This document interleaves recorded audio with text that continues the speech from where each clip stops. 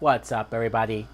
My name is Mike Brown, aka ReviewKingMB, and I am still doing my 31 days of horror movie reviews. And this time, we are here to talk about a movie that not only came out this year, but I literally just heard about this movie a couple of days ago. It wasn't something really on my radar. In fact, I found out about it because I Googled what horror movies are coming out in 2018, and I discovered Summer of '84. This film, it came out in August, and so the plot is it takes place obviously in 1984, where we follow these four young kids, early teens, and they realize that there's a serial killer in their town who's going around killing kids their age. So they band together to try to figure out not only who the killer is, but how can they stop him. Now, what I thought of this film was, I thought the movie was okay, but just okay. I wanted to love it. I did. When I read up about it, when I looked up what it was about beforehand, I thought this could be really cool. This could be an underrated gem. This could be something that nobody's probably going to see or talk about, but I'm going to watch it and love it. And the fact that I didn't love it, I think is probably the biggest disappointment, but it's not bad. It's not horrible. This will not be a rant. I like the fact that it does take place in the 80s. Some people might say that they're sick of that, how many horror things, or even just properties in general recently are taking place in the 80s. Hell, 1984 specifically, Wonder Woman is going to be set in 1984 pretty soon. So I get it. Some people are burnt out on it, and some people don't like the idea of, let's say, 80s or late 70s movies being used for a film like this. Well, then you're in luck, because there are no licensed music that takes place from the 80s or above.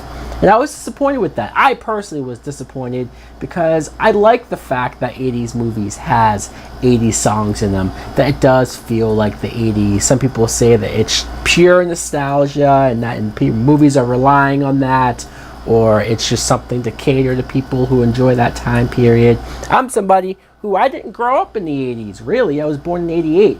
So technically, I just like what I see from movies that are based in that time. It does make me feel like, oh wow, since I didn't get to live in it, I get to see, here's a peek of what that life is like.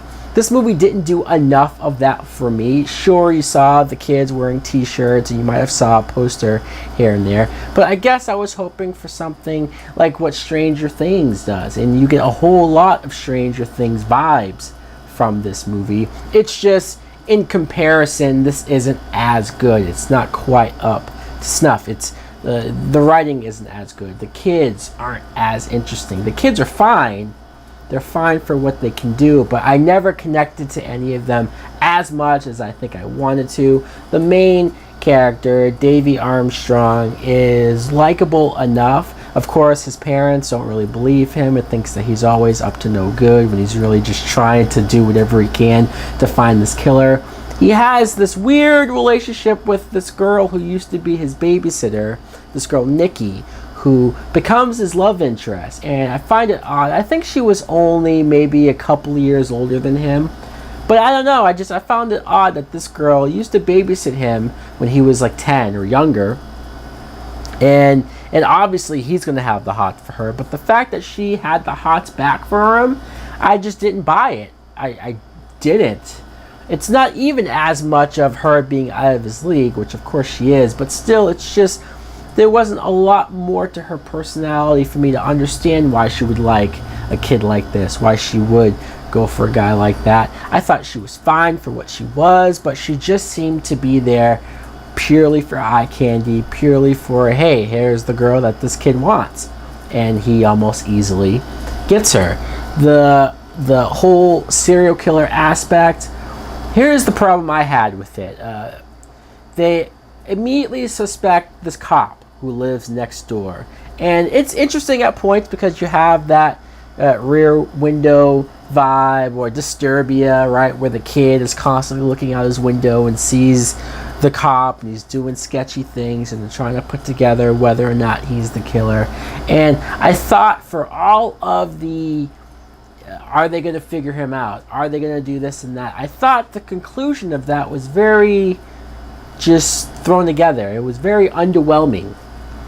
I don't know. Any moment that I had with the cop maybe going to Davy's door or interacting with the kids, it was build up for tension, and I felt it a little bit, but again, not quite all the way there. I think it was just the writing. The writing isn't as strong. There's a moment where they try to do a twist near the end, or they try not so much a twist, but like a surprise, and you could see the surprise coming a mile away because you're just thinking there's no way the movie ends like this easy. And then, of course, more and more happens. I will say the movie is rated R. There is one gruesome death that I was a little surprised to see. They went there. They do kill kids. They're not afraid to do that. So they will get points for that. There are things that this movie does that I do commend, and I do say, hey, good job with that. I just think overall it could have been better. Probably should have been better. And I think I would be raving about it more, getting more people to watch it if it was better. So guys, let me know in the comments below if you too saw Summer of '84. Did you like it more than I did, or is this something you never heard of? In fact, if I had to give it a rating, I'm going to just give it a Netflix and chill. Oh yeah. Thanks for watching. Like, comment, subscribe. Later! Swimming in beers, I've been through it all, let me trickle a tear. In case you didn't know, I was living sarcastic. A motherfucking monster, something Jurassic. Had to wrap the whole entire bed in plastic. She's fucking bitch scared, so she's fucking with raptors. Killing and a drilling, and I'm sipping on the 4-0. Missing by a whole entire motherfucking torso. Oh, what a rush, sniffing some more blow. Let the bitch bleed, and I'm making a porno.